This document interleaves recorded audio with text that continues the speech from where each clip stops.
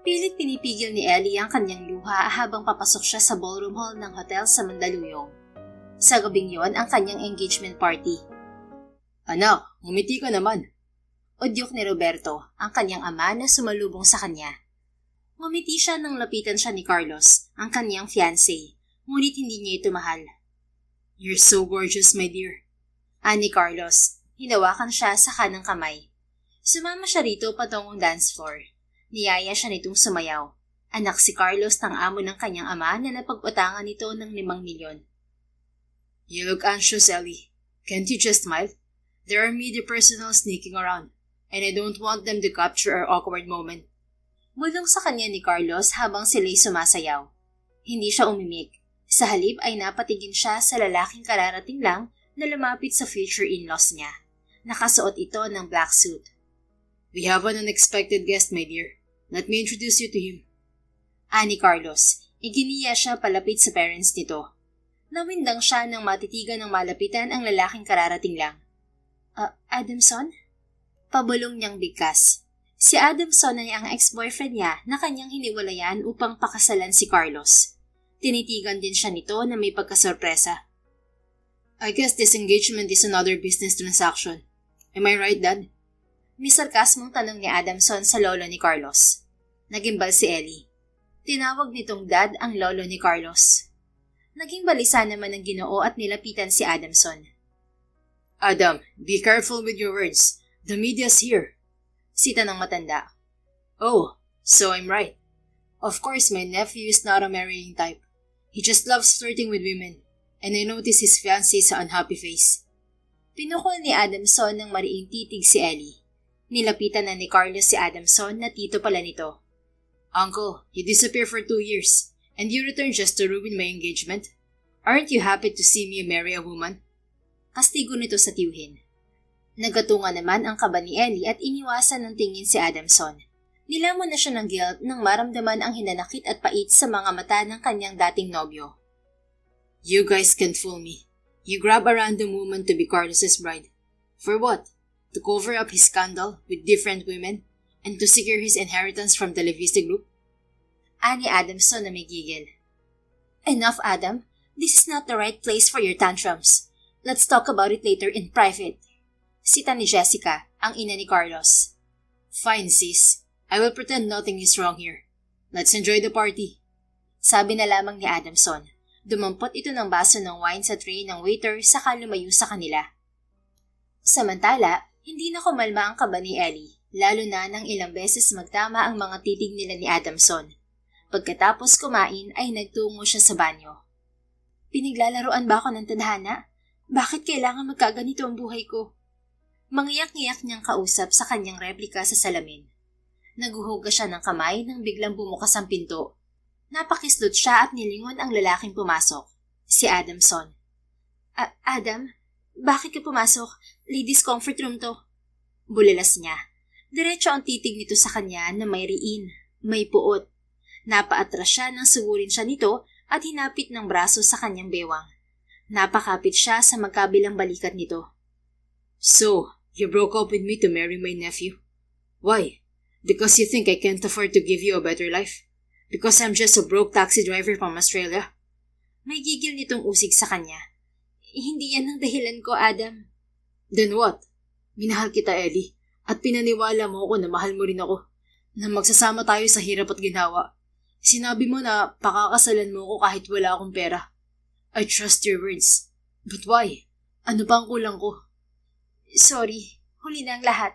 Nasaktan na kita. Hindi kita deserve. Ginupo na siya ng emosyon at napaluha. You really don't deserve me, Ellie. Kung alam ko lang na gold digger ka rin pala, sana noon ko pa naisip na tanggapin ang inheritance mula sa lolo ko. Sana hindi mo ko iniwan para magpakasal sa yaman. It's also my fault, by the way. I pretend to be broke. Dumistansya rin to sa kanya. Lalo lamang nanikip ang kanyang dibdib dahil sa sinabi ni Adamson. Malaking insulto yun sa kanya. Ang sabihin nito na gold digger siya. Totoong mahal kita, Adam. Pero wala akong choice. Wala kang choice kasi mas kailangan mo ng pera kaysa pagmamahal. Of course, I remember what you said. Love can't pay bills, right? Sinabi ko lang yun para hindi ka na umasa at hindi mo ko pigilan. I don't care. I have money now, Ellie. I'm even richer than your fiancé. How much do you need to call off your engagement, ha? 1 million? 10 million? Name your price. Hindi niya masikmura ang pangiinsulto nito kaya nasampal niya ito sa pisngi. Hindi ko kailangan ng pera mo. Umalis ka na. Asik niya rito. Humisi ito habang hinihipo ang nasaktang pisngi. You just slapped me. Really? Nilamon din si Ellie ng guilt at akmang lalapitan ang binata, ngunit umatras ito. Sorry, Adam. Natatarantang niya. You just gave me the reason to hate you more, Ellie. You will regret it. I swear. Anito na umiigting ang panga at bigla ring lumabas. Nanlulumong napasandal sa gilid ng lababo si Ellie at humagulgol. Halos madurog naman sa kamay ni Adamson ang baso ng wine na kanyang hawak habang pinagmamasdan si Ellie kasama si Carlos at pamilya nito sa lamesa. Nakaupo siya mag-isa sa harap ng round table nang lapitan siya ni Herman, ang assistant ng yumao niyang lolo. Tinawagan kasi niya ito at pinapunta roon. Sir, may kailangan po ba kayo? Tanong nito. May alam ka ba tungkol sa biglaang engagement ni Carlos, Herman? Ang alam ko po ay matagal na ang kasundo ang kasal at ngayon lang pumayag ang babae. Kilala ko ang babae and she's my ex-girlfriend kaya alam ko na may mali. Ho? Sigurado ba kayo? Napaupo sa silyang katapat niya si Herman. Kaedad lang niya ito, 32 anyos. I'm telling the truth, Herman. Hindi sinabi sa akin ni Ellie ang totoong dahilan kung bakit siya nakipaghiwalay sa akin. Sinabi lang niya na hindi na niya ako mahal. Pero hindi ako naniniwala na papatulan ni Ellie si Carlos. Carlos was a playboy. Ang alam ko po, ang tatay ni Ellie assistant ng daddy mo. Matagal na siyang nagtatrabaho sa La Vista Group. Naalala naman niya ang kwento noon ni Ellie na nagtatrabaho sa malaking engineering and construction firm ang tatay nito doon sa Mandaluyong. At hindi niya naisip na pag-aari ng pamilya niya ang tinutukoy nitong kumpanya. Wait, assistant ng kamo ni daddy ang tatay ni Ellie? Bakit nagkasundo sila for marriage? Curious niyang usisa. Yan din po ang pinagtataka ko, sir. Maraming babaeng dinidate si Sir Carlos na mula sa mayayaman at sikat na pamilya. Pero wala siyang napiling pakasalan. At pansin ko, wala siyang tutol sa kasal. Mukhang masaya pa nga siya, sir. Umigting ang panga ni Adam sa gigil nang maisip na may mas malalim na motibo si Carlos o ang pamilya nito. Hindi kaya may kinalaman ng biglaang engagement ni Carlos sa previous scandal niya sa married woman? Kumibit balikat si Herman. Hindi ko lang po sure, sir. Pero baka kasama rin yun sa dahilan para pagtakpan ng skandal at linisin ang reputasyon ni Carlos. Iginiit kasi nila na hindi siya yung nasa video at sinabi sa media na engaged na siya. Muli niyang pinukol ng mariing tingin si Carlos na masayang kausap ang mga bisita kasama si Ellie, na halatang wala sa wisyo. Pilit ang ngiti nito. Alamin mo ang totoo, Herman. I won't let this marriage happen. Anya na may gigil. Yes, sir. Tungkol pala sa 40% shares niyo sa La Vista Group. Inaasikaso na po namin yun ng abogado ng lolo niyo para magamit niyo. Naka-freeze kasi ang shares sa stock ng kumpanya kaya hindi magagalaw. Pero patuloy ang pagdagdag ng interest. Ginawa yun ng lolo niyo para hindi magalaw ng daddy mo ang share. At once pumirma ka na to claim the shares, makukuha mo na yun at bahala ka kung anong gagawin mo. Pagkuha na imporma ni Herman. 40%? Saan naman napunta ang 60%? 30% lang po napunta sa daddy nyo kasi nakuha niya ang mansyon at rest house sa Baguio City. Ang 30% naman ay napunta sa charity na itinatag ng lolo mo. Bali ikaw ang majority stockholder at once bumalik ka sa La Vista Group, ikaw ang uupong chairman. Ang daddy mo ang acting CEO ngayon. What about my half-sister? She's the acting president, sir. Once nag-retire ang daddy mo, ang asawa ng ate mong papalit bilang CEO. Ngumisi si Adam. Babalik ako sa La Vista Group. But I want the CEO position. Pasya niya. Sigurado ba kayo, sir? Yes. I finished my civil engineering course and I have online business tutor. Kung sigurado na po kayo, kakausapin ko ang abogado para matulungan ka. Tumango siya. Thanks, sir man. But please help me investigate Carlos' plan too. Makakaasa po kayo sa tulong ko, sir. Aalis na po ako. Muli siyang tumango. Nang mapansin niya si Ellie na umalis sa crowd ay tumayo na siya at sinundan ito. Patungo ito sa indoor garden ng hotel at doon sinagot ang tawag sa cellphone nito. Emmy, bakit hindi ka pumunta rito? Dinig niyang sabi nito sa kausap. Kumubli siya sa likod ng palm tree na nakatanim sa malaking paso. Natatakot ako, Emmy.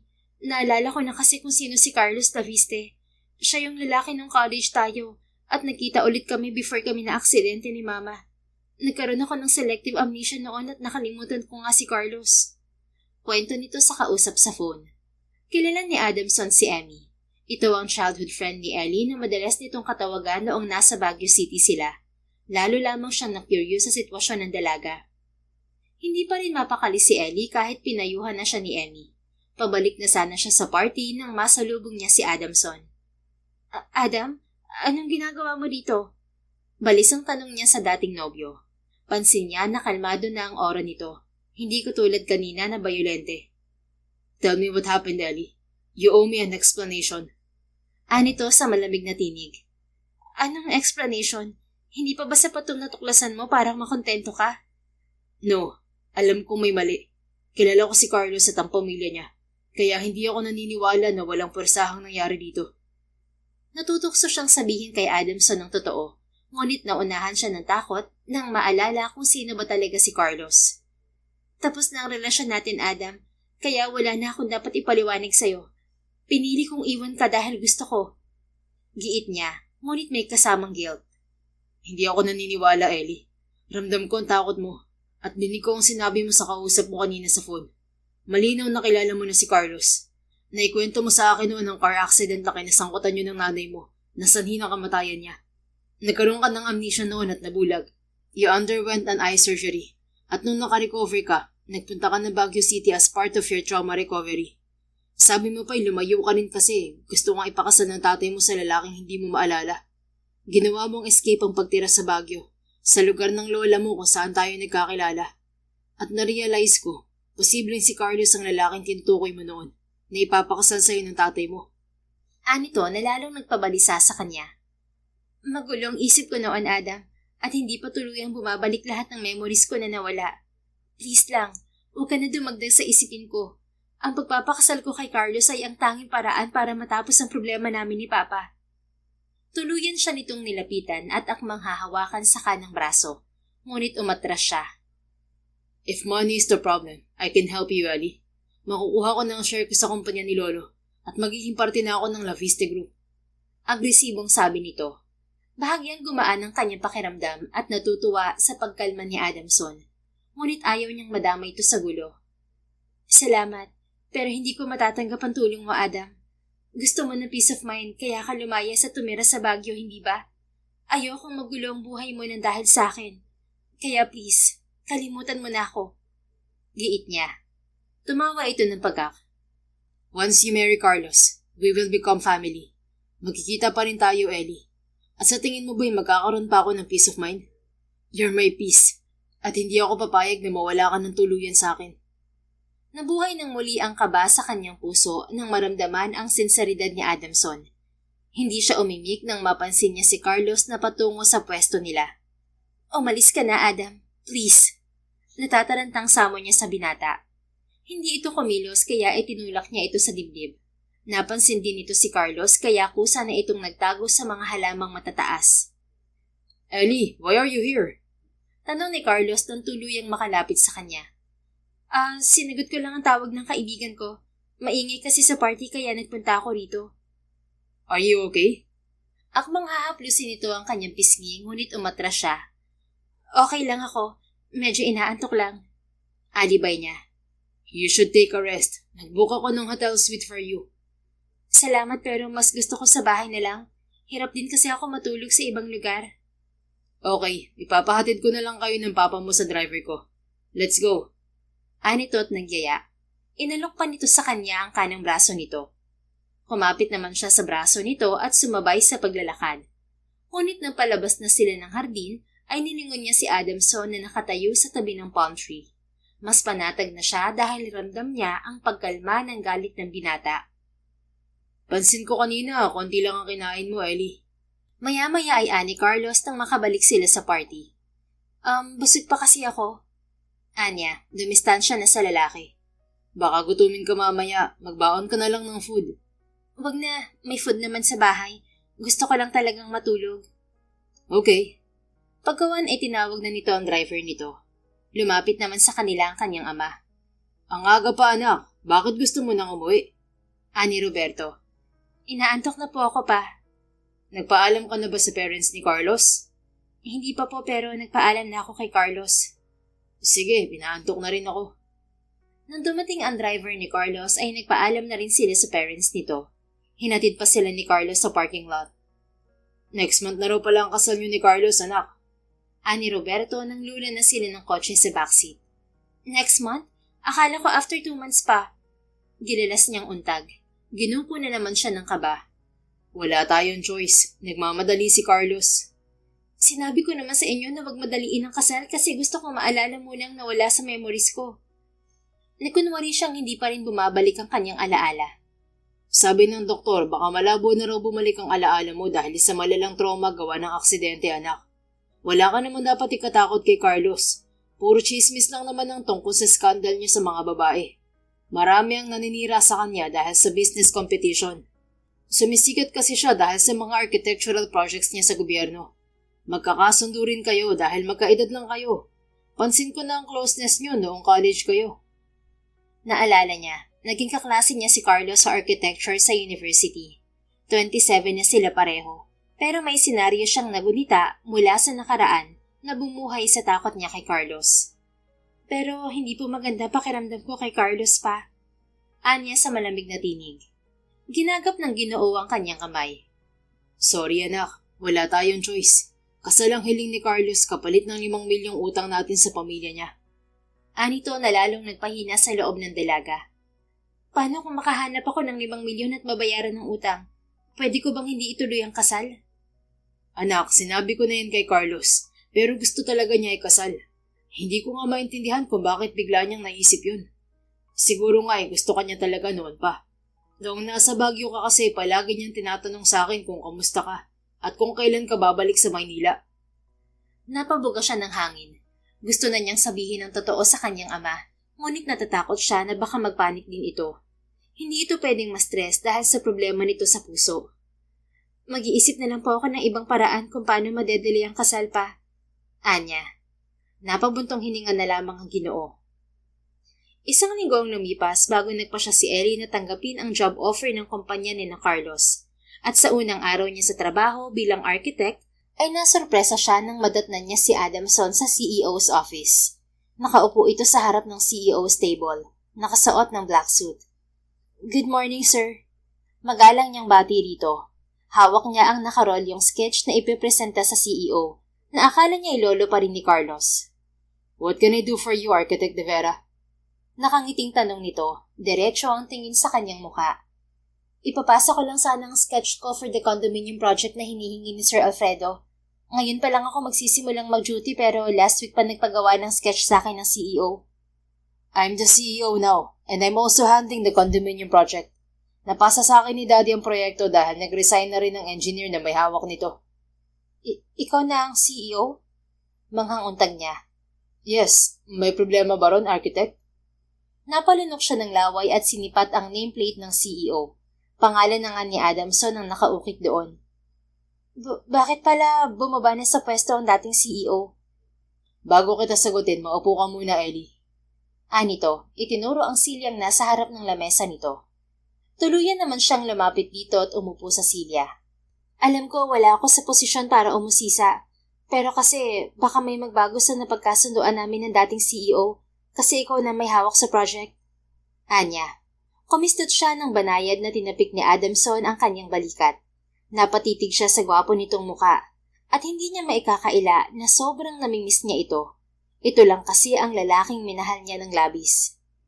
Please don't be too formal, Ellie. Para namang wala tayong pinagsamahan. Maya-maya ay sabi nito, nakangiti. And sorry about last week. I misjudged you, and I was rude. Patuloy nito. Hindi rin kita masisisi, Adam.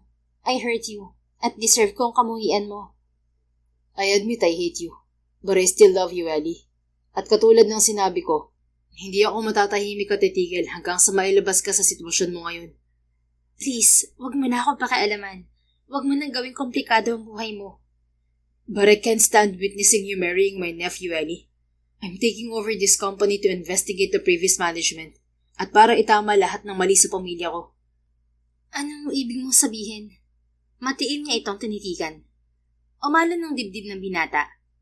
I lied to you about my family's issue. Ang totoo lang ay ang paglalayas ko sa poder ng lolo ko na nasa Australia. Doon ako lumaki sa kanya. Si Jessica, anak siya ni Daddy sa labas.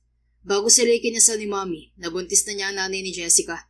2 dekada na silang kasal ni Mommy, pero hindi sila nagkaanak dahil walang love. Arranged marriage kasi ang nangyari sa parents ko, kaya walang nakuhang inheritance si Jessica mula kay lolo dahil anak siya sa labas. 40 na ang mami ko nung pinagbuntis niya ako, and she died after giving birth to me. Namatay na rin ang nanay ni Jessica kaya kinuha siya ni Daddy. Nakapag-asawa na si Jessica nung pinanganak ako. Kwento nito. Nasagot din ang katanungan niya kung bakit naging tiyuhin ni Carlos si Adamson. At bakit tinalikuran mo marangyang buhay? Sabi mo noon gusto mo lang maging independent kasi nasasakal ka sa pagkontrol sa'yo ng lolo mo. Wala kang sinabi na may malaking business pala ang lolo mo. Nag-assume na kasi ako na hindi na ako babalik sa pamilya ko, kaya pinanindigan ko ang simpleng buhay. Gusto ko ring maranasan na mahalin ako ng babae hindi dahil sa yaman. Tapos sabi mo hindi mo tinapos ang college. Ngayon nalaman ko na engineer ka na pala, Adam. Matabang nang umiti ang binata. Actually, patuloy ang pag-aaral ko sa Baguio noon. Ang kinikita ko sa pagiging construction worker at taxi driver ay pinangbabayad ko sa tuition ko. Hindi ko sinabi sa'yo na graduate na ako kasi gusto kitang surprisahin sa anniversary natin. Night class ang pinili kong schedule noon kaya hindi mo nahahalata. Naalala niya, siya ang nagpasok kay Adamson sa construction company sa Baguio City kung saan siya nagtatrabaho bilang architect. Nagkakilala sila nito noong sumakay siya sa taxi nito at naiwan ang kanyang ID. Minamaliit ka ng mga katrabaho kong engineer at architect noon, pero ngayon CEO ka pala ng malaking engineering firm and construction company. Amused niyang saad. Honestly, I didn't plan to accept my inheritance and be a part of her company, Ellie. At bakit ka narito? Because of you, Ellie. It's the only way to get close to you. Napabuga siya ng hangin. Adam, huwag ka na mag-aksaya ng oras sa akin. You can't stop me, sweetheart. I know you're just trapped with whatever forced you to marry Carlos. Nagtaas na ito ng tinig. Kung ano man ang dahilan ko, labas ka na ron. Malulusutan ko ang problema na hindi nang dadamay ng inosenteng tao. Napabalikwas na ng tayo ang binata at mahinang napukpok ng kamao ang lamesa. Napakislot tuloy siya dahil sa pagkagulat. You said we will face all struggles together, and only death can do us part. Nasaan ang mga pangako mo na ako lang ang mamahalin mo, Ellie? I embraced the life I struggled to live, just to be compatible with you. And what have you done? You left me in vain. Puno ng hinanakit nitong palatak. Nanikip na ang kanyang dibdib at iniwasan ng tingin ang naghihimagsik na mga mata ni Adamson. Inusig na naman siya ng guilt. Nagbabadya ng lumaya ang kanyang mga luha ngunit may pumasok na bisita. Si Carlos. Napabalikwas din siya ng tayo. What's happening here? Kunot noong tanong ni Carlos. Naglalaro ang tingin sa kanilang dalawa ni Adamson. Magpapasa lang ako ng sketch ko sa CEO for the condominium project. Balis ang turan niya. Nilapitan siya ni Carlos at inakbayan. Sa halip na titigan ang lalaki ay kay Adamson siya napatingin. Pansin niya ang pag-igting ng panga ng CEO. Is my uncle giving you a hard time, my dear? Pagkawan ay tanong sa kanya ni Carlos. Hindi naman. Pinag-usapan lang namin ng posibleng pagbabago sa project. May I see your sketch? Ibinigay naman niya rito ang hawak niyang sketch na nakarolyo. Tiningnan nito yon na napapangiti. Grandpa was right. Your architecture skills are excellent. We're perfect for each other, Ellie. Nakita ko ang raw sketch mo ng cottage tayo at medyo hindi ka pa ganun kahusay. Mukhang maganda ang pinanggalingan mong company, ah. Ani Carlos. Salamat, Carlos. Tanging nawika niya. Pagkawa na ibinigay ni Carlos kay Adamson ng sketch. Don't reject my fiancé's work, Uncle. Promise you will regret refusing a skilled architect like her. Anito. Kinuha naman ni Adamson ng sketch at tiningnan. I'll review it first. May mahalagang pag-uusapan din kami ni Ellie about the project. Ani Adamson. Okay, I just came here to see my fiancé. Pupunta ako ng Quezon City to visit one of our projects under the government. Ani Carlos. Hinarapan nito si Ellie at sinaglitan ng halik sa pisngi. See you tonight, my dear. We will have dinner together. Pagkawa na ipaalam nito. Tumango lamang ang dalaga at hindi na sinipat ang paalis niyang fiancé. Naaalibadbaran siya dito. Guwapo naman si Carlos, ngunit sadyang mabigat ang loob niya rito. Tama ba ang sinabi ni Carlos, Ellie? Nagkakilala kayo nung college? Usisa ni Adamson. Nakaupo na itong muli. Oo, naging kaklase ko siya sa architecture. Turan niya. Hindi na siya umupong muli dahil aalis na rin naman siya. Do you mean to say matagal mo na siyang kilala? Pero hindi ba nag-amnesia ka? I heard you talk to someone on the phone and you mentioned you recovered memories. Kasama si Carlos sa nakalimutan ko. And now that we met again, some memories with him had been recovered. May relasyon ba kayo noon ni Carlos? Bumuntong hininga siya at pilit pinipigil ang sarili na magkwento kay Adamson. Alam kasi niya na lalo itong magiging agresibo once nalaman nito ang totoo. At hindi pwedeng mangyari yon. Please, wag mo na akong usigin, Adam. Give us both peace of mind and accept my decision. Anya pagkuwan. Peace of mind? Is this how you call peace while you're suffering in silence? Problema ko na yun. Hindi aware si Carlos na may nakaraan tayo. At once nalaman niya ang motibo mo kung bakit ka bumalik, siguradong magkakagulo ang pamilya mo. Matagal nang magulo ang pamilya ko, Ellie. Dad never cares about me. Masaya pa nga siya noong lumayas ako kasi masasolo na niya ang kumpanya ni Lolo. Pero kahit magpakakuba siya sa pagtatrabaho sa La Vista Group, hindi niya ito makukuha dahil mas may tiwala sa akin si Lolo. And I know Jessica hates me too kasi ako lang ang kinilala ni Lolo na apo. Carlos hates my guts too. Kapag nawala si Daddy sa kumpanya, mawawalan sila ng karapatan. Umiling siya. See? Sa mga sinasabi mo ay lalo lang ako natatakot, Adam. Once nakaalam ka sa problema ko, lalo lang sigalot sa pamilya mo. I don't care. Matagal ko nang pinutol ang relasyon ko sa pamilya ko. Si Daddy mismo yung minamaliit ako. Siniraan pa sa business partners ni Lolo. Do you think I care what they would say about me? Nanlumo na siya nang matrigger ang takot sa kanyang puso. Kung ikaw sanay na sa gulo ng pamilya mo, ibahin mo ako, Adam. May sarili akong problema na hinaharap at ayokong palalain pa to dahil sa'yo. Mag-focus ka na lang sa kumpanya niyo. Kung patuloy kang makikialam, magre-resign ako. Naningkit ang mga mata ng binata at umigting na naman ang panga sa gigil. Ako ba ang tinatakot mo, Ellie? Kilala mo ako. May paninindigan ako sa mga desisyon ko. Anito at tumayo. Kumabog ang kanyang dibdib nang humakbang ito palapit sa kanya. Aatrasa na siya ngunit maagap ang braso nito sa paglingkis sa kanyang bewang. Hinatak siya nito kaya nasubsob siya sa matipunong katawan nito. Otomatiko naghurumentado ang kanyang puso. Look into my eyes, sweetheart. Utos nito sa malamyos na tinig. Tiniis niya na huwag makipagtitigan dito, ngunit hinawakan nito ang kanyang baba at inangat ang kanyang muka. Napilitan siyang titigan si Adam sa mga mata, at sa pagkakataong yon ay naghari ang bugso ng kanyang damdamin. Mahal pa rin talaga niya ito. Tell me if you really don't love me, Ellie. Don't dare lie. You know I can read your emotions through your eyes. Pabulong nitong saad. Napalunok siya ng laway dahil sa hindi kontroladong emosyon. Natatakot siyang magsalita dahil tiyak na mahahalata ni Adamson ang pagsisinungaling niya. I don't love you anymore. Anya sa garalgal na tinig. Pumiyok pa nga siya. Humisi ang binata. See? Even your voice sounds scared. You can lie to anyone, but not to me, Ellie. I have 100 reasons to prove that you're lying. Giit nito. Pilit niya itong tinutulak sa dibdib, ngunit hinigpitan pa nito ang yapos sa kanyang bewang. Natigilan siya nang bigla nitong siniil ng pangahas na halik ang kanyang mga labi. Nanlumo siya.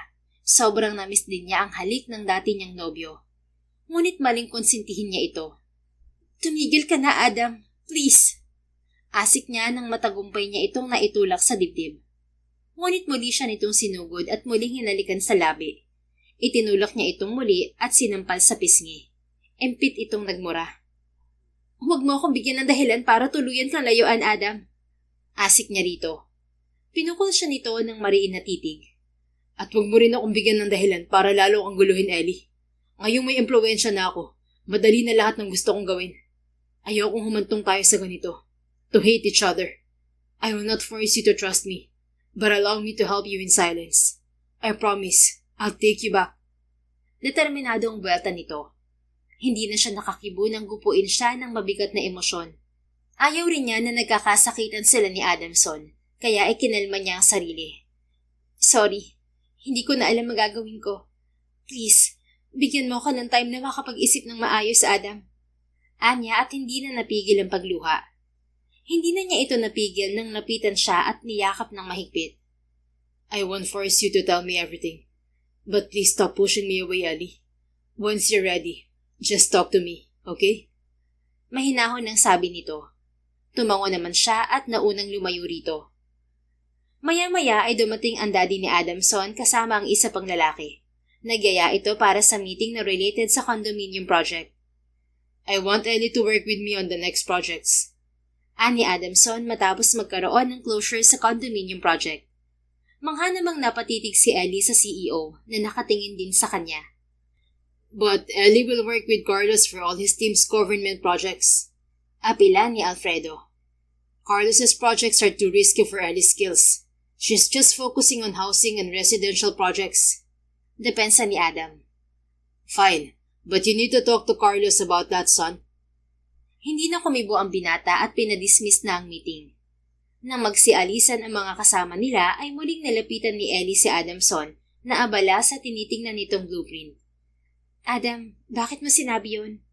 Ang alin? Nag-angat ito ng muka at tinitigan siya sa mga mata. Tungkol sa pag-absorb sa akin, to work with you. Tipid itong umiti. I'm just protecting you, Ellie. Carlos's project under the government has some issues. Once naging parte ka ng proyekto niya, madadamay ka once may nasilip na anomalya. Pero bibigyan mo lang ng dahilan si Carlos para pagdudahan tayo. He's dangerous. How did you know he's dangerous? Usig nito. Naningkit pa ang mga mata. Naging uneasy siya. I mean, baka pag-initan ka niya at lalong magulo ang pamilya mo. I told you, I can handle my family's issue. And I don't care if I lose them forever, as long as I can protect you, Ellie. Natigalgal siya. Naghahalo na ang takot at pagkasabik sa kanyang puso. Hindi ko rin gusto ang sitwasyon ko ngayon, Adam. But I don't want you to turn against your family because of me. You still don't get me, don't you? Paangil nitong untag. Naiintindihan kita, pero ayoko ng komplikadong sitwasyon. Sobrang stress na nga ako eh. Just tell me you love me, Ellie, and I'll take care of the rest. Maotoridad nitong saad. Namimilog ang mga matang nakipagtitigan siya sa dating nobyo. Kalaunay na naig ang daing ng kanyang puso. Mahal kita, Adam. Pero, that's it. No buts, sweetheart. Puto nito sa kanyang pagsasalita. Bigla itong tumayo at sumugod sa kanya. Hindi siya nakahuma nang sabik siya nitong siniil ng halik sa mga labi. Bugso ng damdamin ay hindi siya nakapagtimpi at tinugon ng halik nito. Ngunit hindi niya yun hinayaang lumalim at itinulak din sa dibdib ang binata. Aalis na ako. Inform mo na lang ako kung may pagbabago sa project plan. Paalam niya. Okay, I'll call you. And don't dare ignore me, okay? Anito. Tumango lamang siya at tuluyang lumisan. Sa loob ng isang linggong pagsasaliksik ni Adamson sa previous management ng kumpanya, ay may natuklasan siyang ikinainit ng kanyang ulo. Saan napunta ang income mula sa ibang project under the government, Herman? May gigil niyang tanong sa assistant matapos mabasa ang report ng investigator. Naroon siya sa CEO's office kaharap si Herman na nakatayo at balisa. Sir, ngayon ko lang din nalaman na may 2 project under the government na tapos na pero walang financial report. Ani Herman. Who's in charge on these projects? Si Carlos at daddy niya po, kasama rin ang daddy mo.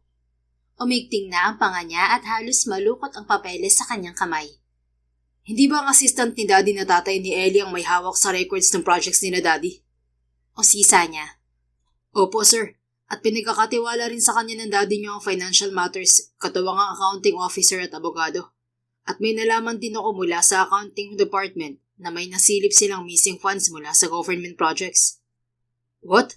I just checked the accounting department's records and they didn't say anything wrong. Malinis ang record na pinakita nila. Yun po pinagtataka ko. Maybe someone is blackmailing the staff to manipulate the records. Nagatungan ang init ng kanyang ulo. Ang ikinakatakot niya ay ang posibleng pagkasangkot ng tatay ni Ellie sa anomalya. What about your investigation regarding Carlos' marriage, Herman? Maya-maya ay tanong niya sa assistant. May natuklasan pala ako tungkol kay Carlos, sir. Ano yun? Carlos had pursued Ellie since college, but she refused him, and his failure turned into an obsession. Nasundan ko rin minsan si Miss Ellie sa ospital. Nagpa-check up sa neurologist. And I got the hint that she's finally recovered from the prolonged selective amnesia. Nanlalaki ang mga matang tinitigan niya si Herman. Do you mean aware na rin si Ellie sa totoong motibo ni Carlos? Yes, sir. At baka natatakot lang siyang magsumbong sa inyo kasi alam niyo ang pwedeng gawin ni Carlos. At natuklasan ko rin mula sa investigator na ang aksidenteng kinasangkutan noon ni Miss Ellie at ng nanay niya ay hindi lang basta aksidente. What do you mean? Something happened before Ellie and her mother ran away from the party. Inimbita pala sila noon ng parents ni Carlos for a charity gala. And we found footage of Ellie and Carlos arguing. And Carlos is forced to kiss her. What the hell? Napapatay ang bulalas niya. Where's the footage? Pagkuwan ay tanong niya. Nasa kamay na po ng investigator at bukas niya ipapasa sa akin lahat. Na-send lang niya sa inbox ko ang kopya ng footage kaso pinaglaruan ng anak ko ang phone ko kagabi at nawala ang video. Hihingi na lang ulit ako sa agent, sir. Pasensya na po. Impit siyang napamura at muling napaupo. Magsasalita pa sana siya, ngunit namataan niya si Ellie na nakatayo sa labas ng glass door. We will talk again later, Herman. Sabi na lamang niya sa assistant. Umalis naman si Herman. Pumasok na rin si Ellie dala ang nakarolyang blueprint. Sir, narito na po ang blueprint ng condominium project. Nakausap ko na rin ang engineering team at next week ay masisimula ng construction. Imporma ng dalaga, inabot nito sa kanya ang blueprint. Kinuha lang niya ang blueprint pero inilapag muna sa lamesa. Tumayo siya at walang imik na niyakap ang dalaga. Natigilan naman si Ellie sa hindi inaasahang pagyakap sa kanya ni Adamson. Ilang araw silang hindi nakapag-uusap ng pribado dahil puro tungkol sa trabaho ang paksa nila. Adam, bakit? Kabadong tanong niya. Baka kasi biglang sumulpot doon si Carlos. Sabay pa naman silang dumating sa kumpanya dahil sinundo siya nito sa bahay. I know everything about your past with Carlos, Ellie. Anito sa malamis na tinig. Alam mo na? Nanlalaki ang mga matang tiningala niya ang mukha nito. Bahagya itong dumistansya sa kanya, ngunit hawak pa rin siya sa magkabilang balikat. Yes, nagpaimbestiga ako at nalaman ko na matagal nang obses sa'yo si Carlo. Panay ang kanyang buntong hininga at napaluklok sa silya. Naging obses sa akin si Carlos simula nang ni-reject ko ang panliligaw niya nung college. Simula noon, hindi na niya ako nilubayan. Nagagalit siya. Nagiging bayolente sa tuwing iniiwasan ko siya. Lalo ako natakot nung kinonsinti siya ng parents niya. Inimbitan nila kami ni Mama sa charity gala na sponsor nila. Sinabi ni Carlos sa parents niya na gusto niya akong pakasalan. Pero mariin akong tumanggi. Nag-offer sa akin ng mommy niya ng 10 million para sa kasal. Pero tinanggihan ko rin. Nagalit si Carlos. At nang papunta akong banyo, sinundan niya ako. He assaulted me, forcing me to have sex with him. Sumbong niya na nag-trigger sa kanyang trauma. Nanginig na ang kanyang kalamnan at napaluha. Nilapitan siya ni Adam at inakay patayo. Muli siya nitong niyakap ng mahigpit at may gigil. Ramdam niya ang pag-igting ng kalamnan nito sa braso. I won't let Carlos get away with this. Once nalikom ko lahat ng ebidensya laban sa kanya, I swear, mabubulok siya sa kulungan. Nanggagalaiti nitong usal. Sa pagkakataong yun ay nabuo ang tiwala ni Ellie kay Adamson. Nawala ang kanyang takot. Salamat, Adam. Pero nakikiusap ako. Huwag ka magpahalata na tinutulungan mo ko. Don't worry. Mag-iingat ako basta lakasan mo ang loob mo, ha? Ikinulong nito sa mga palad ang kanyang muka. Tumango siya. Yun palang aksidenteng nangyari sa amin ni Mama noon. Naalala ko. Sinundan kami ni Carlos sakay ng taxi. Nagtaxi lang din kami ni Mama. Sa takot ko noon, inapor ako ang driver na bilisan ng pagmamaneho. Pero nung nakaalis kami sa traffic, biglang may kotseng bumundol sa amin. Kwento niya. Binaimbestigahan ko rin ang aksidente. Namatay rin ang taxi driver na kasama niyo noon dahil bumalya ang sasakyan sa poste ng kuryente. Oo, at sabi ni Papa, namatay rin daw yung driver ng taxi na bumangga sa amin at wala siyang kasama. Pero tanda ko na yun din ang sinakyan ni Carlos. Yayakap sana siya ulit kay Adamson, ngunit nasipot niya si Carlos na papasok ng main door. Ellie? Padaskol na sambit ni Carlos, tuluyang pumasok sa sensor glass door. Mabuti nakalayo siya kaagad kay Adamson at patagong nagpunas ng luha gamit ang kamay. Umupo siya sa silya. Carlos, glad you're here. Ellie fainted while we were discussing the blueprint, so I rushed to her and helped her manage her feelings. Mabilis namang palusot ni Adamson. Nataranta rin si Carlos. Dagling nilapitan si Ellie at hinagod sa likod. Kumusta ang pakiramdam mo, Ellie? Do I need to bring you to the hospital? Tanong nito. Okay na ako. Bumagsak lang siguro ang blood sugar ko kasi nagkape lang ako kanina. Palusot din ni Ellie. Nagkunwaring nanghihina. Please stop skipping breakfast. Palagi na lang yan ang dahilan mo bakit nanghihina ka sa umaga. Get up and we will eat. Inalalayan siya nito patayo. Sumunod naman siya pero pasimpleng sinipat si Adamson. Saglit siyang ngumiti nang kindatan siya nito.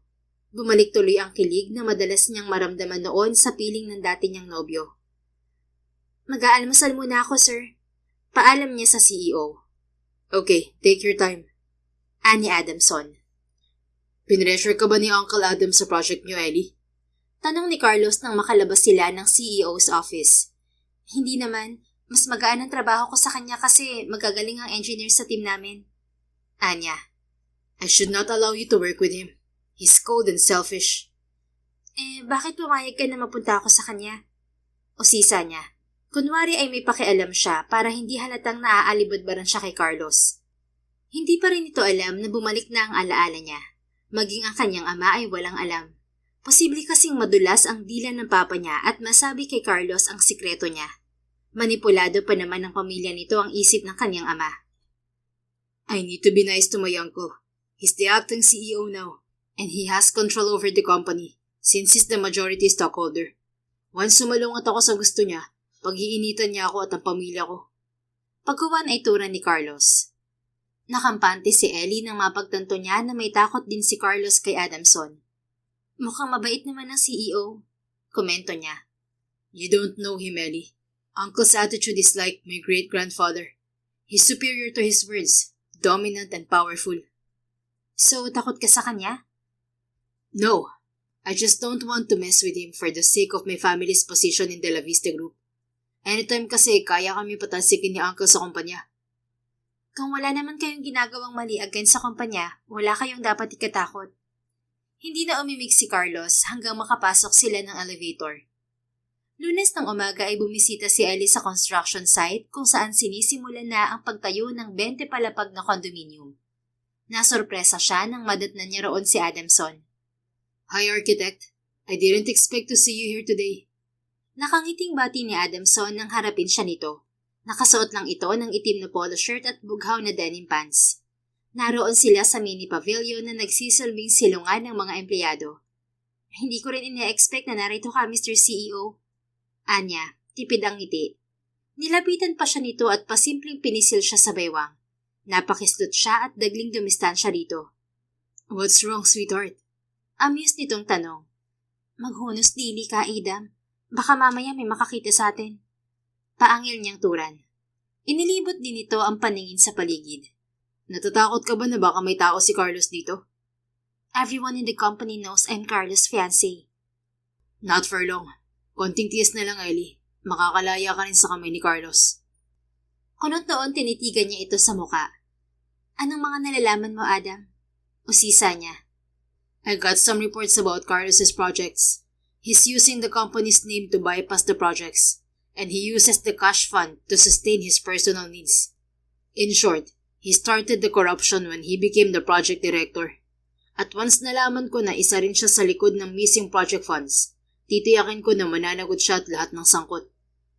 Ginupo na siya ng kaba nang maalala ang usap-usapan sa department nila na meron umanong malalaking projects na hindi nakasama sa annual audit at bilyon ang halagang nawala.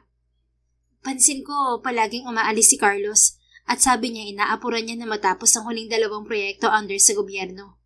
Sabi pa niya once natapos ang project, magpapakasal na raw kami. Anya. Humakbang palapit sa kanya si Adamson at hinawakan siya sa kanang kamay.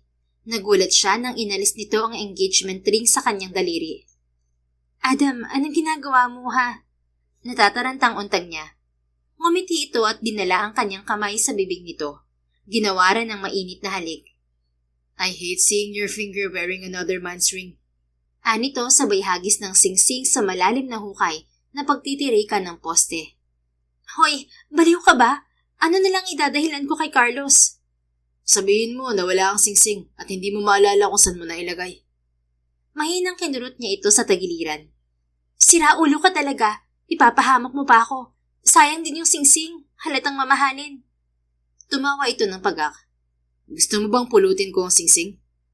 Tapos, anong gagawin mo ha? Ibenta natin at ipamigay ang pera sa kapuspalad. Hindi niya napigil ang kanyang tawa. Pilyo ka talaga, Adam.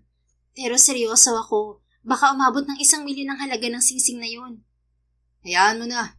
Kung galing lang naman sa corruption ng perang pinambili ni Carlos sa singsing na yon, hindi ko na yun pag-iinteresan. Aatrasa na siya, ngunit hinapit siya ng braso ni Adamson sa bewang. Napalingon siya sa paligid. Mabuti, walang ibang tao sa area nila. Itutulak sana niya sa dibdib ang binata, ngunit niyakap siya nito at hinalikan sa mga labi. I missed you, Ellie. I can't wait to continue what we have. Bulong nito pagkatapos ng halik. Umatras siya nang lumuwag ang pagkakayapos nito sa kanya. I trust you, Adam. Pero huwag kang gumawa ng gulo. Sabi mo iimbestigahan mo si Carlos. Baka pwedeng idaan mo na lang sa legality ang laban. Anya na may pagsamo. I understand your situation now, sweetheart. Kaya mas naging maingat ako. Ayaw ko rin katungan ng stress mo. Pero mangako ka sa akin. Anong pangako?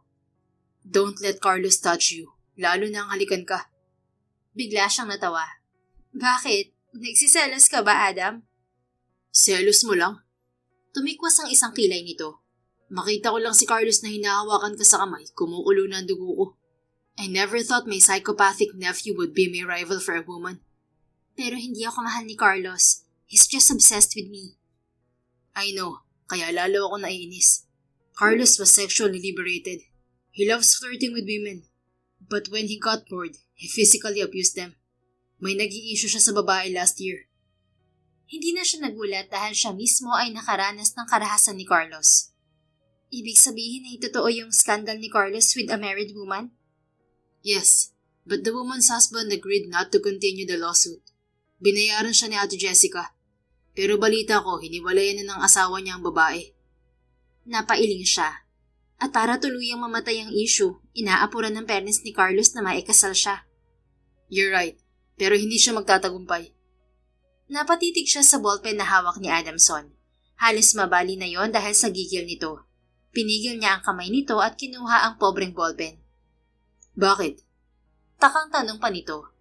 Huwag mong ibuntod ng galit mo sa inosenteng ballpen, Adam. Magtrabaho na tayo. Anya, lumuklok siya sa silyang kaharap ng mahabang na mesa. Tumawa ng pagkakambinata.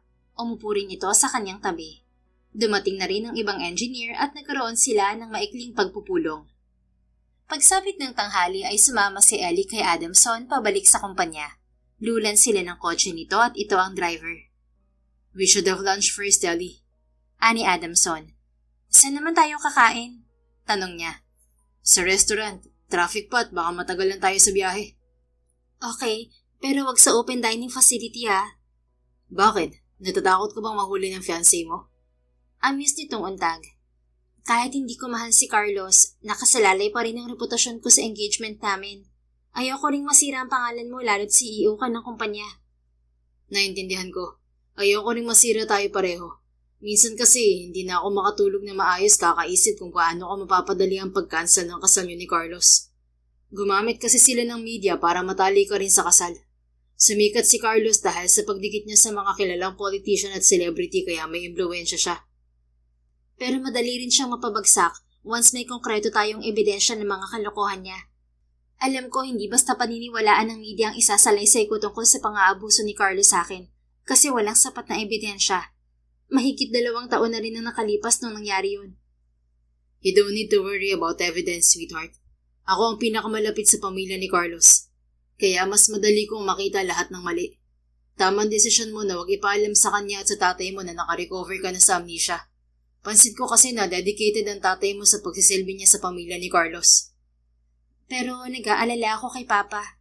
Sa sobrang loyal niya sa daddy mo at kay Carlos, minsan hindi na siya naniniwala sa reklamo ko. Sa tuwing sinasabi ko na hindi ako komportable kay Carlos, palagi niyang kinakampihan ng lalaking yun. That's the problem. Your father thought Carlos' family cared for him. Pero kailangan mo ring sabihin sa papa mo ang totoo, Ellie. Paano kung hindi siya maniwala, lalo't wala namang ebidensya? Anak ka niya. Of course, paniniwalaan ka niya. Sabihin mo rin na bumalik ng alaala mo. Ongoing pang investigasyon namin tungkol sa aksidenteng nangyari sa inyo ng mama mo. Hinahanap pa namin ng ibang footage na maaaring nakita si Carlos na sumakay sa taxi na bumunggo sa inyo. Kailangan talaga ng backup video kasi kung salita ko lang, hindi basta maniniwala ang korte. Tama. Nakausap din ng investigator ko ang pamilya ng taxi driver na bumangga sa inyo. Nadala pa sa ospital ang driver, pero sabi ng kaanak, may nagsabotahe sa life support ng pasyente, kaya namatay. Ibig mo bang sabihin ay sinadyang patayin ng driver? Yes, but the family failed to claim justice. Hindi kasi nahuli ang suspect. Sa tingin mo ba magagawa ni Carlos pumatay para lang sa obsession niya? Posible. Hindi lang naman dahil sa obsession niya nag-uugat ang lahat, Ellie. Once kasi na nakagawa na ng krimen ng isang tao, gagawin nitong lahat mapagtakpan lamang yun at manatiling inosente.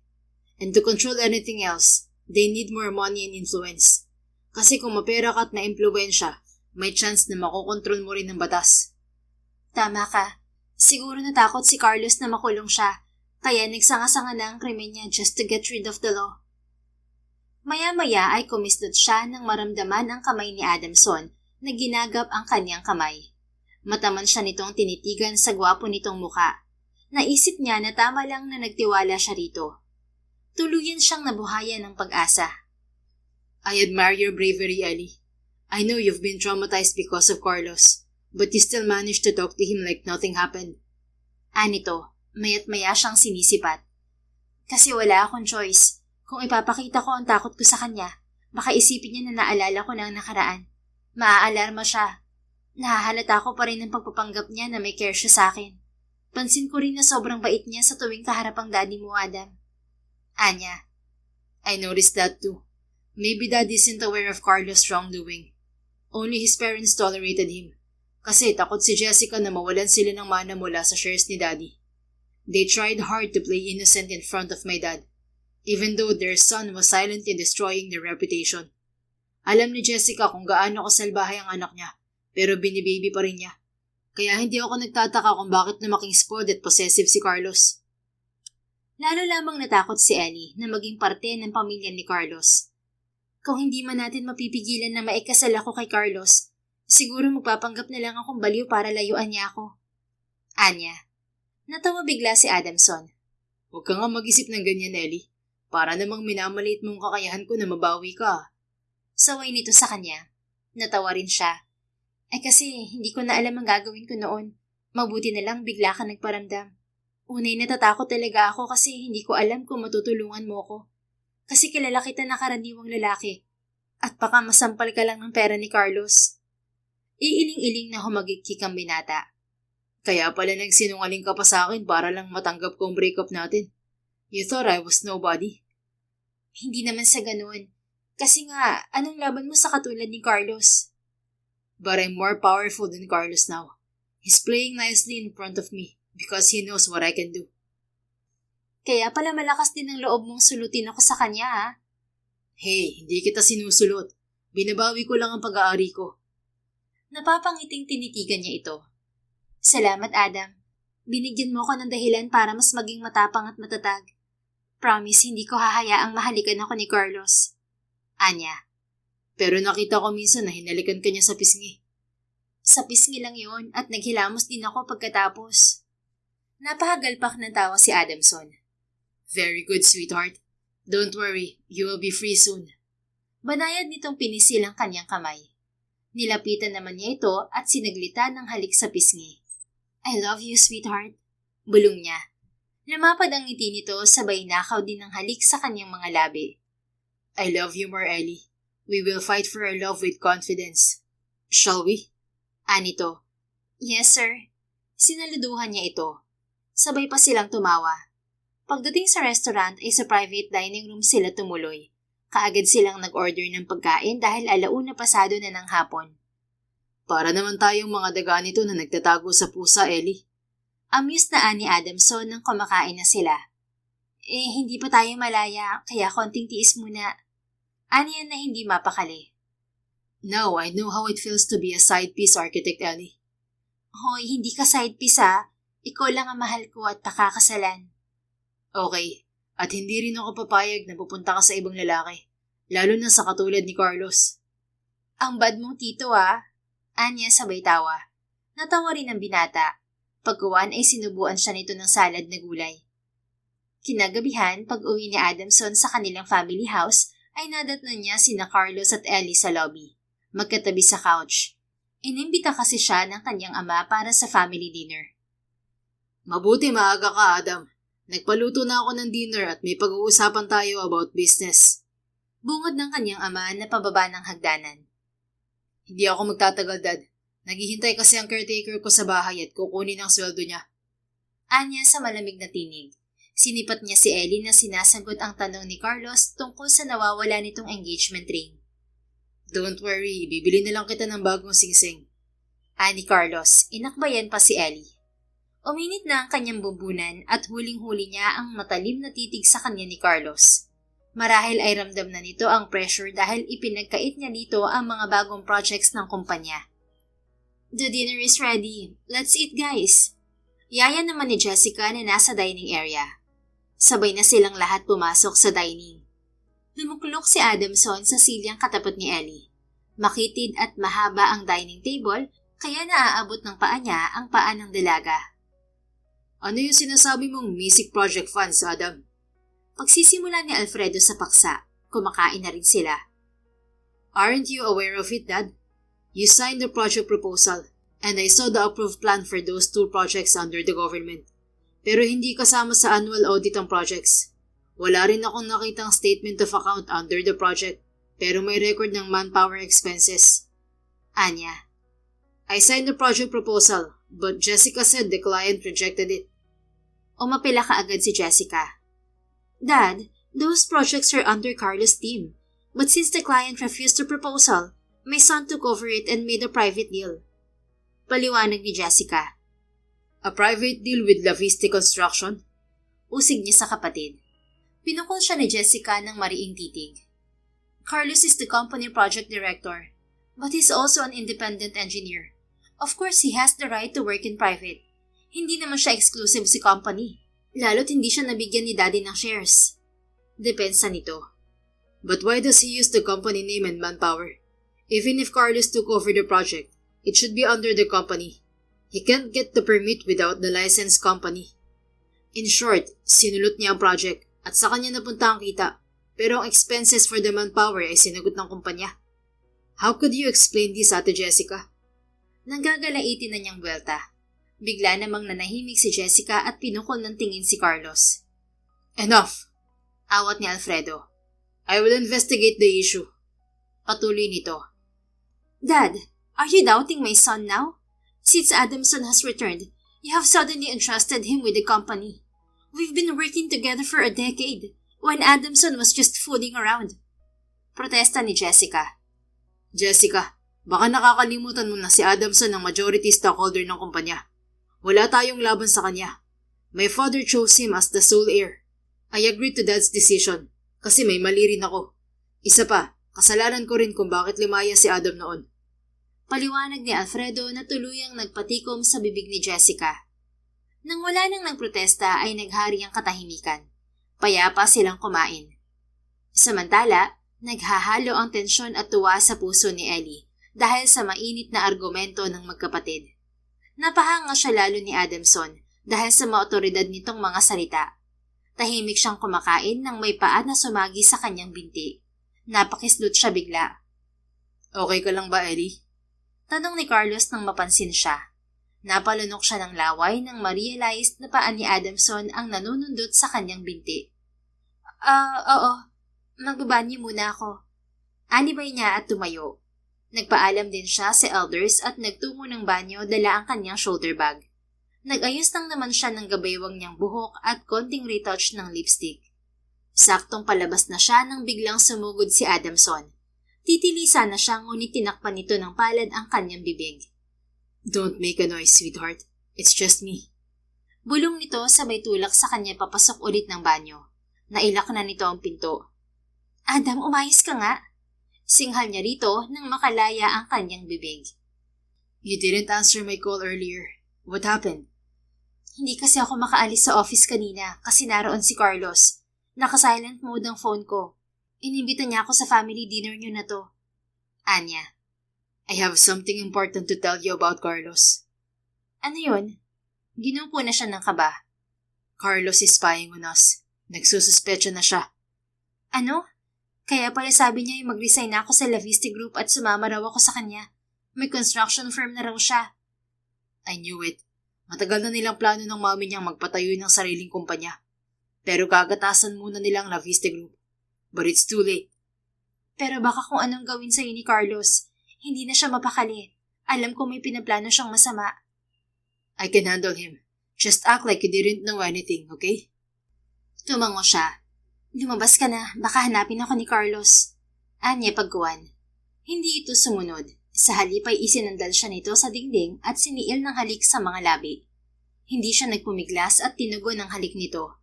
Ngunit nang marinig niya ang boses ni Carlos na tinatawag siya, ay naitulak niya sa dibdib si Adamson. Ellie, tapos ka na ba riyan? Tanong ni Carlos. Kinatok na nito ang pinto ng banyo. Nataranta na siya. Hinatak niya si Adamson at pinatago sa likod ng pinto.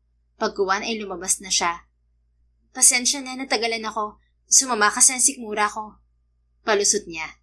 Naging uneasy naman si Carlos at sinipat ang loob ng banyo. Hinila na niya ito sa kanang braso at bumalik sila sa dining. Nagpaalam na siya sa parents nito. Ihahatid ko po muna sa bahay nila si Ellie, Mom, Dad. Paalam din ito sa parents nito. Tumango lang ang mga magulang nito. Nabuhay ang kaba ni Ellie nang lula na sila ng kotse ni Carlos. Nakaupo siya sa tabi nito na siyang driver. Kaagad itong nagmaniobra ng kotse. Tell me the truth about the ring, Ellie. Ani Carlos na nagpawindang sa dalaga. Sinabi ko na misplace ko ang singsing. Inalis ko kasi yun nung naglaba ako. Giit niya. Nang makarating sila sa kalsada ay bumilis ang pagmamaneho ni Carlos. Hindi mo na ako maiisahan, Ellie. I know the truth. Sabi nito sa matigas na tinig. Aling totoo? Kabadong untag niya. You and Uncle Adam. May relasyon kayo, tama? Natigalgal siya at tuluyang nilamon ng kaba ang kanyang puso. Hindi ko alam ang sinasabi mo. Mariing kaila niya. Ngunit napapiksi siya nang biglang sinuntok ni Carlos ang manibela. Stop lying. I have evidence. Asik nito. Pilit pinakakalma ni Ellie ang kanyang takot, lalo't nagmamaneho si Carlos. Fine, inaamin ko. Naging boyfriend ko si Adam pero hiniwalayan ko na siya. Kalmadong bunyag niya. Hindi ako naniniwala. Alam ko may relasyon pa rin kayo until now. Wala na. I'm just doing my job under his team. Then, how could you explain this, huh? Pinakita nito sa kanya ang picture na nasa cellphone na kinuha nito sa dashboard. Nawindang siya nang makitang sila ni Adamson ang nasa picture. Kumakain sila sa restaurant at sinusubuan siya ng binata ng pagkain. Paano ka nagkaroon ng picture na yan? O sisa niya. I have a spy who pretended to be a waiter sa restaurant kung saan kayo kumain ni Tito. Pero hindi lang yun. Pinasusundan ko na kayo last week pa. Alam ko na ginagago niyo na ako ni Tito. Dahil sa gigil nito ay napabilis lalo ang pagmamaneho nito. Nagpanik na si Ellie at akmang tatawagan si Adamson sa kanyang cellphone, ngunit inagaw ni Carlos ang cellphone sa kanyang kamay. Don't dare contact your lover, Ellie. Asik nito, biglang inihinto ang kotse sa gilid ng kalsada. Ano ba talagang kailangan mo sa akin, Carlos? Matapang niyang tanong dito. You know what I want. Marry me and live with me. Dahil sa pag-iwas mo sa akin noon, nakagawa ako ng krimen. I followed you from the party before to stop you. Nagimbal siya. So tama nga ako na sinundan mo kami noon ni Mama. Noong naaksidente kami. Usig niya rito. Yes, but I used taxi. Inutusan ko ang driver na habulin kayo. Dahil sa bago niyang mag-drive, inagawan ko siya ng manibela at nabunggo ang taxi na sinasakyan niyo. Nagsumikap akong bumaba at tumakas. Nagpa-admit ako sa private hospital at doon nagpagaling. But I hired someone to kill the taxi driver in the hospital to avoid him from dragging me into the crime. Nilamon na ng galit ang kanyang puso at pinagsusuntok sa balikat si Carlos. Walang yaka. Namatay ang nanay ko dahil sa'yo. Nagka-amnesia ako at nabulag dahil sa'yo. Hayop ka, Carlos. Naalala mo na ang nangyari? Saad nito at pinigil siya sa mga kamay. Oo, At naalala ko rin kung gaano kakasama. Ngumisi pa ito. Since you know the truth, there's no reason for you to escape. Marry me and leave Adam for good. No way. Mamamatay muna ako bago mo ako makuha, Carlos. Refuse me again, but your father will go to jail. Babayaran kong utang namin sa pamilya mo. Yun lang naman ang pinanghahawakan mo kaya nauuto mo si Papa. Hindi lang yun dahil sa utang, Ellie. Your father is also involved in my scandal. He's the one who stole the project proposal and replaced it with the old one. Kaya hindi na-approve ng client mula sa government official. He agreed to work with me on the project under my name. Kasi gusto na rin niyang makalaya mula kay Lolo.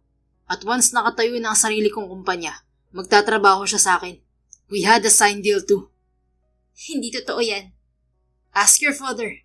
At once, nalaman ni Tito Adam na involved ang tatay mo sa pagnanakaw ng proyekto at project funds. Tiyak na makukulong din ang tatay mo. The only way to save your father is to marry me. Hindi malalaman ni Tito ang anomalya dahil hawak ko na lahat ng ebidensya mula sa kanila. Hayop ka. Buksan mo ang pinto at palabasin mo ako, Carlos. Singhal niya habang pilit binubuksan ang pinto. Binuksan din naman nito ang pinto kaya nakalabas siya. Binawi rin niya ang kanyang cellphone mula sa kamay nito. Pagkuwan ay pumara siya ng taxi. Pagdating sa kanilang bahay ay nadatnan ni Ellie ang kanyang ama na nakaupo sa sofa sa salas. Pa, kailangan nating mag-usap. Anya habang palapit dito. Alam mo na siguro ang totoo, anak. Anito sa malamig na tinig. Tinabihan niya ito.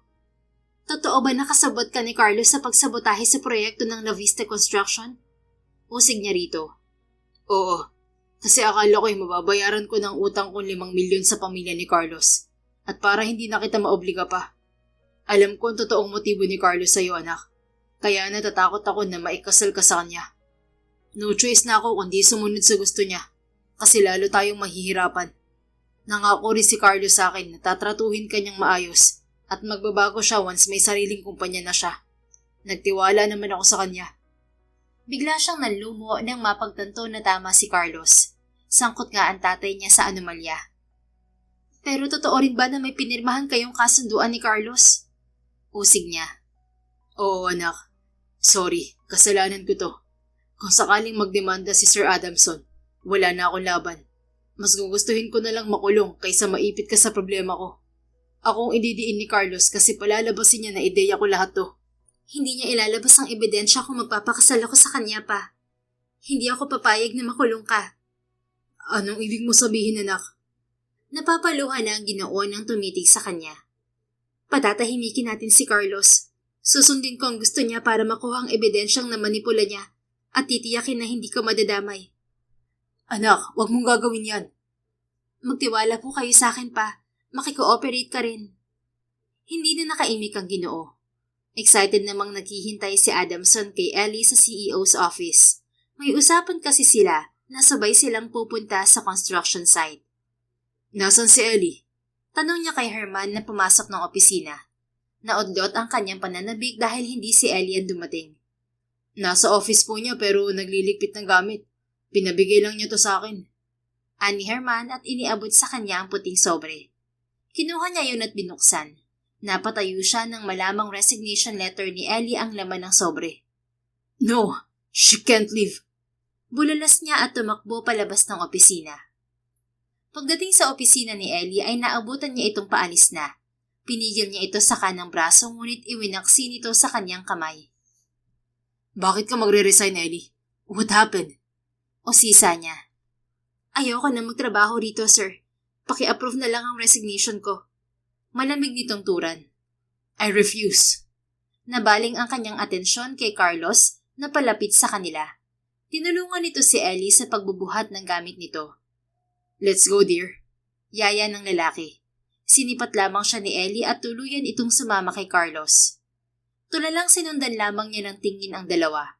Nilamon na ng mabigat at makirot na emosyon ang kanyang puso.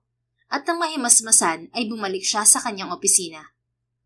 I felt something off. Why did Ellie suddenly resign? Palatak niya habang palapit kay Herman. Sir, nawala po lahat ng ebidensyang hawak natin laban kay Carlos. Lumabas din na malinis ang operation niya sa 2 projects under the government. He paid the manpower expenses to the company. Kaya hindi nakasama sa audit ang fund mula sa proyekto ay dahil under yun sa private license ni Carlos. And he has a private engineering firm established this year. Since he didn't sign an exclusive contract with us, he can accept clients outside the company using his name. Imporma ni Herman na nagpainit ng kanyang ulo. What the hell? You said Carlos used the company's name to deal with the clients. Yes, but Carlos cleared his name, sir.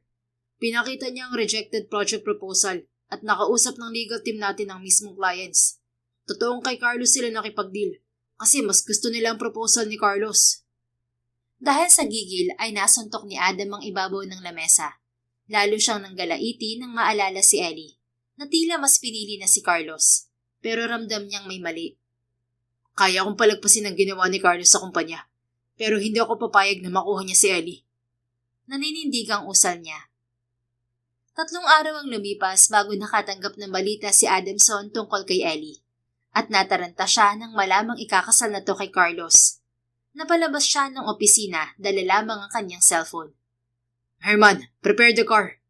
Utos niya sa assistant nang masalubong niya ito sa pasilyo. Yes, sir. Tumalima naman ang lalaki. Nang lulan na siya ng elevator ay tumunog ang kanyang cellphone para sa mensahe. Natigilan siya nang mabasa ang chat ni Ellie. Pinapupunta siya sa simbahan kung saan ang venue ng kasal nito. Sinabi nito ang address. I knew it. Ellie planned something. Nasasabik niyang saan. Pagdating ng parking lot ay kaagad siyang lumulan ng kotse. Si Herman na ang pinagmaneho niya. Tamang-tamang pagdating nila ng simbahan ay magsisimula na ang seremonya. Nagtatanong ang pare kung sino ang tututol. Sisigaw na sana siya ngunit naunahan siya ni Ellie na suot ang puting wedding gown kaharap si Carlos na nakasuit. Ako ang tumututol. Sigaw ni Ellie na ikinagulat ng lahat. Ellie, what are you doing? Balisang tanong ni Carlos. Tuluyang lumapit sa tapat ng altar si Adamson at naghintay ng hakbang ni Ellie. Hindi ako magpapakasal sa isang kriminal. Ani Ellie, humarap na sa mga tao. Maya-maya ay lumapit din sa altar ang tatay ni Ellie. May hawak na papeles at laptop na nakabukas. Hawak kong ebidensya na magpapatunay na si Carlos Toledo ay pinagnakawan ng Laviste Group. Ginamit niya ang kahinaan ko para umayon sa kanyang plano na sulutin ang proyekto ng kumpanya at manipulahin lahat ng record. Inutusan niya ako na palitan ng project proposal ng luma at hindi finalized kaya na-reject ng client. At ang original ay ang pinasa niya maging ang raw sketch na gawa ng nag-resign na architect. Narito ang video ng usapan namin ni Carlos. Ani Roberto. Pinanood nila ang video na patunay lamang na tinakot ni Carlos si Roberto. Ginamit ang utang nito para makontrol ang Ginoo. Magpuprotesta na sana si Carlos ngunit may dumating na mga pulis. Napatunayan din na sangkot ang parents nito sa anomalya. You rot in jail, Carlos. Singhal ni Adamson sa pamangkin na nagwawala. You betrayed me, Ellie. Sigaw pa ni Carlos habang kinakaladkad ito ng 2 pulis. Maging ang parents nito ay dinakip din. Maya-maya ay nagulat si Adamson nang hilahin siya ni Ellie sa kamay. Hey, why didn't you tell me about your plan, huh? You risked your life, Ellie. Nag-aalalang kastigo niya rito. Ngumiti pa ito at kinawit ang mga kamay sa kanyang batok. Sapat ng efforts mo para matulungan ako, Adam. Tinakot ako ni Carlos kasi isasama niya raw sa kulungan si Papa. May inutusan siyang tao na nakawin lahat ng ebidensyang hawak niyo. At ang taong yun ay isa sa security department officer niyo. Nahuli na rin siya ng pulis. Mabuti na lang, nakuha ko lahat ng papeles na itinago ni Carlos sa bahay niya. At napatunayan ko na binablockmail niya si Papa. Nagkamali si Papa dahil nagtiwala siya kay Carlos. At akala niya ang daddy mo ang nanggigipit sa kanya. Pero kung gusto mo pa rin ipakulong ang papa ko, hindi kita masisisi. Paliwanag nito. No, your father is innocent. He's just pressured. Salamat sa pag-unawa, sweetheart. Sorry rin kung nasaktan kita nung umalis ako. It's okay. Hindi ako masyadong nag-alala kasi ramdam ko na may mali. Mabuti nag-chat ka kanina sa akin. So, pinapatawad mo na ako? Ngumisi siya. Patatawarin kita in one condition. Anong kondisyon? Namilog ang mga mata nito. Marry me. Anya, nag-propose na. Malapad nang umiti si Ellie. I'm ready to marry you, sweetheart. Nakasuot na ako ng wedding gown, no? Does it mean you agree? Excited niyang untag. Yes, let's get married. Dahil sa tuwa ay nayakap niya ng mahigpit ang dalaga. Sandali ring naghinang ang kanilang mga labi. Pagkuwan ay kinausap niya rin ang papa nito na nakausap na ng kanyang ama. Sorry Adam, masyado ako nagtiwala kay Jessica at kay Carlos. Kaya hindi ko na napansin na tinatraidor na nila ako. Anang kanyang ama. It's okay Dad, at least now you learned your lesson. Grandpa will arrive next month. Anya. Matutuwa nito ang lolo mo dahil niyakap mo ng responsibilidad sa kumpanya. Nakangiting inakbayan niya si Ellie. Thanks to Ellie. Kung hindi dahil sa kanya, hindi ako babalik dito. Ngumiti naman ang dalaga at inihilig ang ulo nito sa kanyang balikat. Salamat din, sweetheart. You saved me from Carlos. Patong-patong na ang kaso niya dahil napatunayang siya ang may sala sa nangyaring aksidente namin ni Mama noon. Anito. Of course, love always wins, sweetheart. We finally claim justice. I love you, Ellie. I love you too. Muli namang naghinang ang kanilang mga labi. 2 buwan pagkatapos ng gulo ay ikinasal din si Ellie kay Adamson sa simbahan. Naging full-time wife siya nito dahil nabuntis siya kaagad at ayaw ng kanyang asawa na ma-stress siya. Masaya pa rin siya lalo't nagagampanan niya ang tungkulin bilang asawa. Kahit naman busy si Adamson, ay naglalaan ito ng oras para sa kanya at sa kanilang anak. The end. Kung nagustuhan mo ang istoryang ito, please don't forget to like, comment, and share it with your friends. Your support really makes a difference. Thank you and see you sa ating next story. Keep safe and be blessed.